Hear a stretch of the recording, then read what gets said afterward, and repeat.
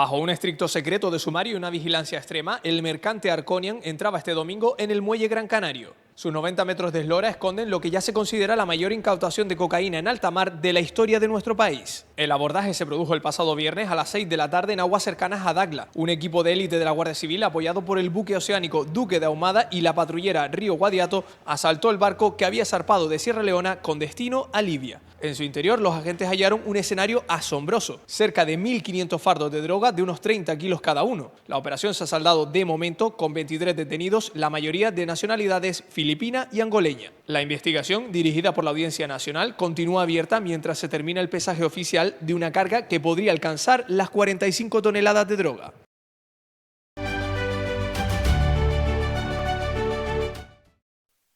La Audiencia Provincial de Las Palmas celebraba en la mañana de este lunes en Arrecife un peculiar juicio contra un hombre acusado de falsificar moneda durante años en Lanzarote. El procesado, natural del municipio de Tías, se enfrenta a una petición de 10 años de cárcel por parte de la Fiscalía, además de una elevada sanción económica. Lo curioso es que el acusado habría utilizado una impresora doméstica para fabricar billetes falsos entre 2011 y 2020. Con este sistema rudimentario habría conseguido producir más de un centenar de copias con la intención de introducirlas en el circuito económico, pese a conocer su carácter ilícito. En total, la investigación recoge la elaboración de 131 billetes, principalmente de 50 y 100 euros. Entre ellos destacan 46 ejemplares de 100 euros con el mismo número de serie, así como otros 85 de 50 euros distribuidos en distintas series. El valor conjunto del dinero falsificado alcanzaría los 8.850 euros. Además de la pena de prisión, el Ministerio Fiscal solicitaba la inhabilitación absoluta y una multa 10 veces superior al importe falsificado. En caso de no abonarla, el acusado podría enfrentarse a un año adicional de cárcel como responsabilidad subsidiaria. El procesado cuenta con antecedentes penales por un delito de amenaza,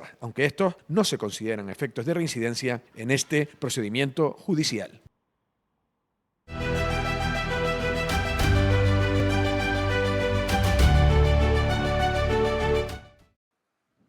La OMS ha anunciado un plan para que el crucero MV Ondius, afectado por un brote de hantavirus que ya ha dejado 3 muertos y 4 contagiados, atraque en las Islas Canarias. A bordo viajan 147 personas, entre ellas 14 españoles. Varado frente a las costas de Cabo Verde, este crucero de lujo espera órdenes. La jefa de emergencias de la OMS, María Van Kerkhove, asegura que el plan es desinfectar el buque en Puerto Español una vez evacuados los casos graves a Países Bajos. No tiene absolutamente nada que ver con la COVID. La COVID se transmitía a través del aire y esta no se transmite así, se transmite por inhalación de partículas contaminadas de sustancias pulverizadas de heces, orina o saliva de ratones. El Ministerio de Sanidad desmiente que la decisión esté tomada y supedita cualquier escala a los informes epidemiológicos que llegan desde Cabo Verde.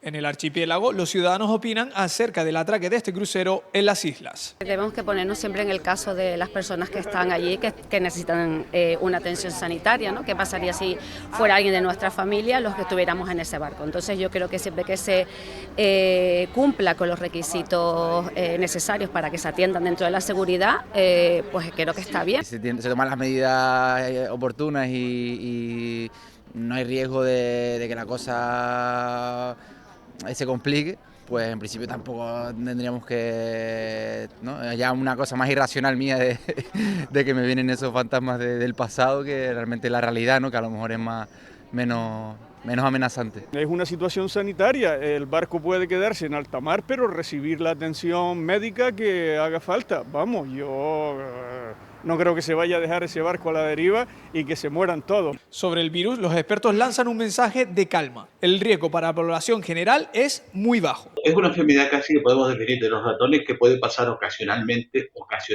subrayo, al hombre. Por lo tanto, para que un ser humano se contagie de hantavirus, tiene que estar en contacto directo o bien inhalar partículas microscópicas de heces de ratón,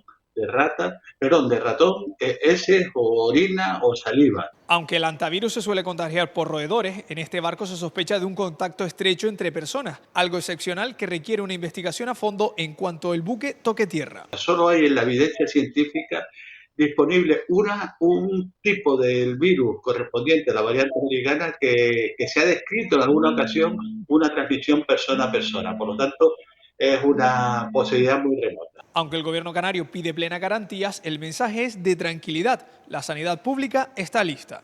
Primero, tranquilidad. Esto se transmite como se transmite. Si el barco viene aquí es porque las autoridades sanitarias ya han estudiado a fondo el tema y son conscientes de que no ofrece un riesgo excesivamente alto el que el barco esté en esta zona. En segundo lugar, además del mensaje de tranquilidad a la ciudadanía, a mí me gustaría que nos acordáramos también de las personas que están en ese barco, que están pasándolo francamente mal, lo están pasando de una manera absolutamente espantosa, y conviene también tener cierta empatía con ellos.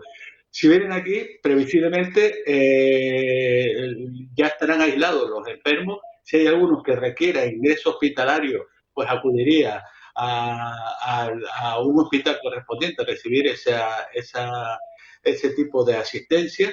A esta hora, las negociaciones entre la OMS, el Gobierno Central y el Ejecutivo Canario continúan para decidir el destino final de este crucero y de las casi 150 personas que siguen a bordo con el miedo como compañero de viaje.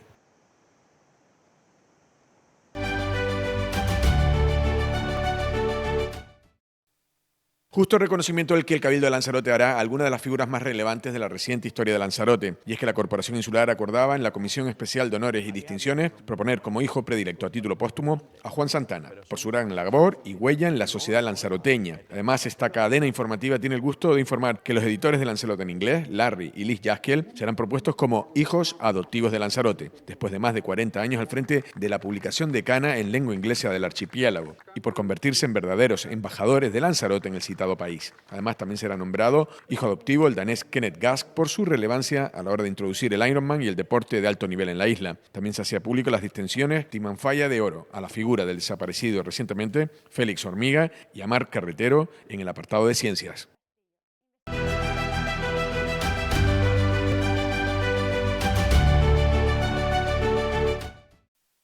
La plaza número 3 de la sección de instrucción del Tribunal de Instancia de Arrecife ha acordado en los últimos días la puesta en libertad provisional del vecino de Lanzarote investigado por la muerte de su hijo, un bebé de 20 días que falleció a mediados de abril en el Hospital Materno Infantil de Las Palmas de Gran Canaria a causa de un traumatismo craneoencefálico. La decisión judicial se adopta en línea con el criterio del Ministerio Fiscal, que no apreció en este momento la necesidad de imponer medidas cautelares privativas de derecho. El hombre continúa, no obstante, investigado como presunto autor de un delito de homicidio. El padre ofreció versiones contradictorias sobre lo sucedido. Inicialmente aseguró que el bebé había sufrido un atragantamiento y posteriormente afirmó que el menor había resultado herido en un accidente de tráfico. La autoridad judicial competente no descarta que los hechos puedan encuadrarse en un posible caso de violencia vicaria, a la espera del avance de las diligencias y de las pruebas pendientes que deberán esclarecer con mayor precisión las circunstancias de la muerte.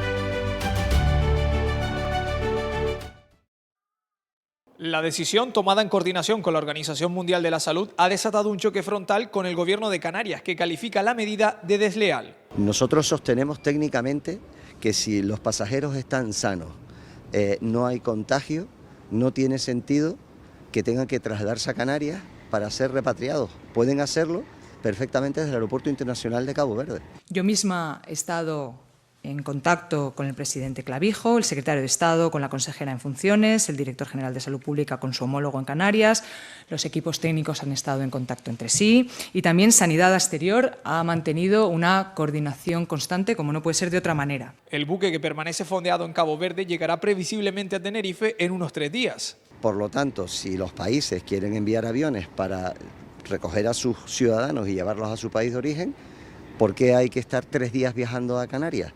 Nadie nos lo ha explicado, nadie nos ha dicho el porqué. Y la Organización Mundial de la Salud, al igual que puede pedir el amparo de España o de la Unión Europea, puede pedir el amparo de Cabo Verde, porque es la Organización Mundial de la Salud del mundo, no de Europa. Por lo tanto, si lo que estamos es pensando en el interés general de esos pasajeros y que puedan volver y acabar esta pesadilla para ellos a sus casas, lo razonable es que lo hagan desde ya, desde ya. Otra cosa son los pasajeros que estén infectados. Y eso requiere un transporte sanitario con unos protocolos altamente exigentes, y ese es el que por lo visto se está haciendo también con aviones medicalizadas.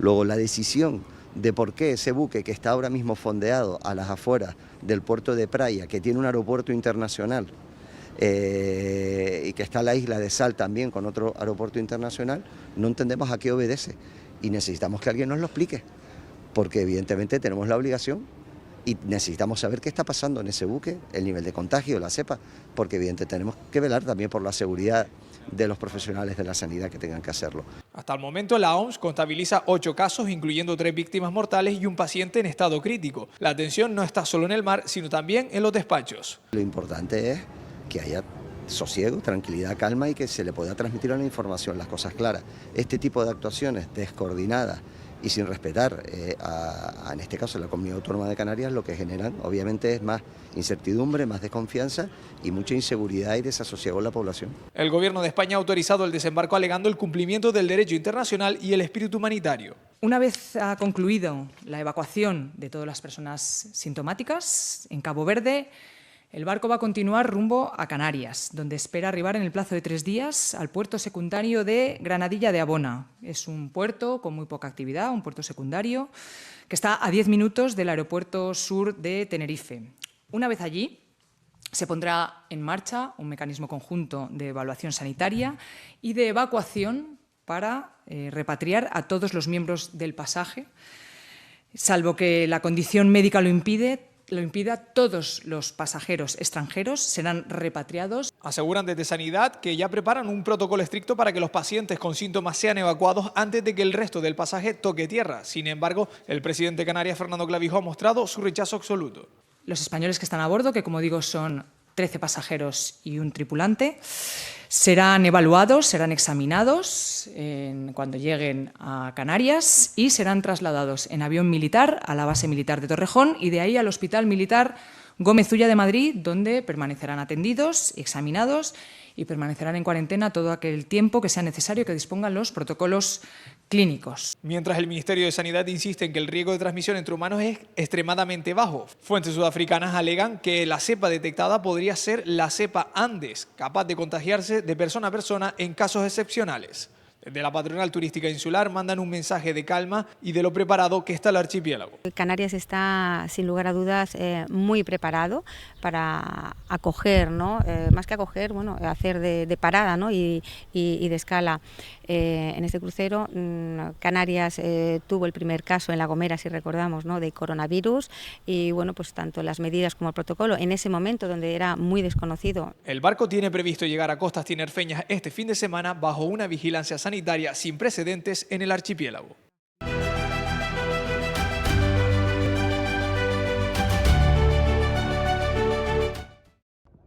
No es un carguero cualquiera, es una auténtica plataforma logística del crimen. El buque Arconian flotaba sobre una mina de oro ilícita, 1.100 fardos ocultos bajo estructuras metálicas, un botín de 30 toneladas que triplica el récord anterior en España. Pero lo que más sorprendió a los agentes de la UCO no fue solo la droga. En la bodega hallaron 43.000 litros de gasolina. El plan era sencillo pero ambicioso, actuar como barco nodriza en el Mediterráneo, reabasteciendo de combustible y cocaína a las narcolanchas que inundan Europa. El operativo de seguridad ha sido máximo. Los 23 tripulantes, algunos de ellos armados en el momento del abordaje, fueron trasladados desde Gran Canaria a Madrid en un vuelo especial bajo la custodia del GRS de la Guardia Civil. La sombra detrás de este cargamento es alargada. Los investigadores conectan este envío con la temida Mocromafia y con el fugitivo neerlandés alias El Gordito. Un golpe que confirma que Canarias se ha convertido en el nuevo muro de contención contra las rutas internacionales que antes buscaban los grandes puertos del norte de Europa. De momento, el magistrado Ismael Moreno no ha tenido dudas. Todos a prisión provisional, mientras la investigación sigue abierta para desmantelar la cúpula de esta organización criminal.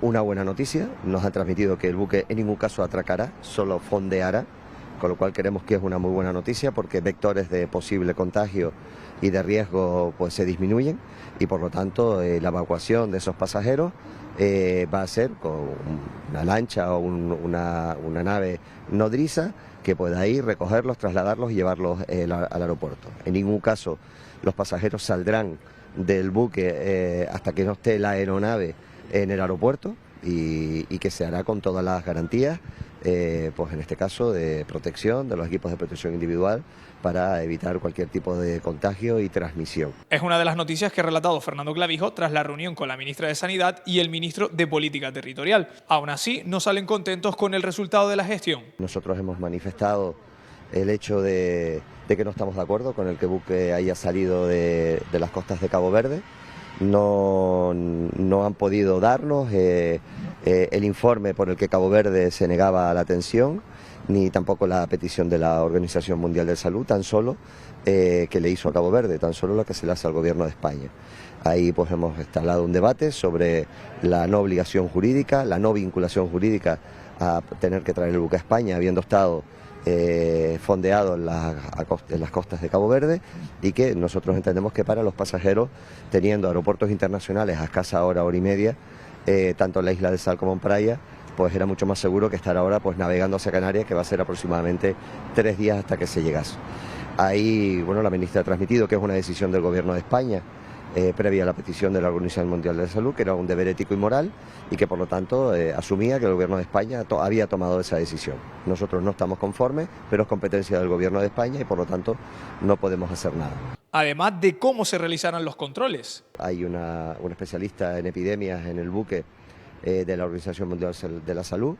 Hemos ido analizando que se irá remitiendo las informaciones al Gobierno de España, creo que son 72, 48 y 24 y después cada 12 horas, para ir monitorizando si hay contagios o síntomas de los pasajeros que están a bordo. Le hemos pedido que esa información nos la traslade, nos ha dicho que sí, por supuesto, que se va a trasladar a todos los organismos oficiales para nosotros ir viendo a lo largo de la travesía, que previsiblemente llegue el domingo por la mañana, para poder ir viendo pues si algún pasajero muestra síntomas, o si son todos asintomáticos y están en perfecto estado. Y hacían otra petición al Gobierno central. Que si la tripulación del buque no tiene ningún tripulante que necesite atención médica, automáticamente, desde que se produzca el desembarco de todos los pasajeros y su traslado a sus países, que ese buque continúe hacia los Países Bajos. Desde Canarias creen que no afectará al turismo, pero sí la imagen de descoordinación. Lo que creo que habla mal del destino turístico es la descoordinación a la cual nos ha sometido el Gobierno de España. Es decir, que el presidente del Gobierno de Canarias se tenga que enterar por la ministra de Sanidad, por una carta a las 2:30 de la noche, con una respuesta remitida a la 1:30 de la mañana, es lo que en la prensa internacional se subraya como mala reputación para el destino.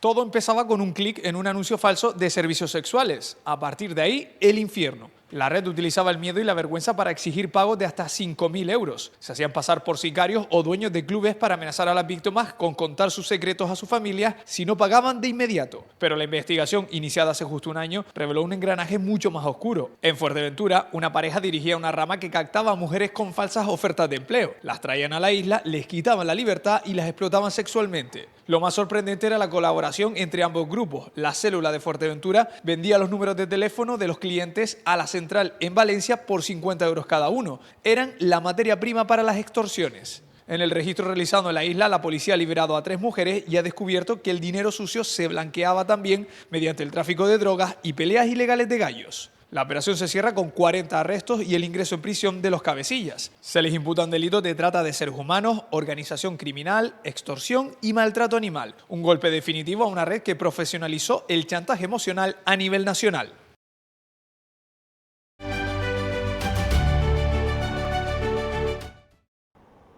Un permiso carcelario que puede salirle muy caro. La Audiencia Provincial de Las Palmas juzga el próximo 13 de mayo en Lanzarote a un interno del centro penitenciario de Taiche acusado de intentar introducir un importante alijo de droga aprovechando su salida. Los hechos ocurrieron en diciembre de 2024. Según el escrito de la Fiscalía, el acusado regresó a la prisión a las 11:30 de la mañana con un cargamento oculto de forma rudimentaria. Llevaba 30 gramos de cocaína de gran pureza, resina de cannabis y más de 200 comprimidos de antidepresivos y ansiolíticos pegados a sus tobillos con cinta adhesiva. Distribuir las sustancias dentro del penal. El valor de la mercancía superaría los 2.300 euros en el mercado ilícito. Por estos hechos, el Ministerio Público califica el caso como un delito contra la salud pública y solicita una condena de 4 años de prisión adicionales y una multa de 3.500 euros.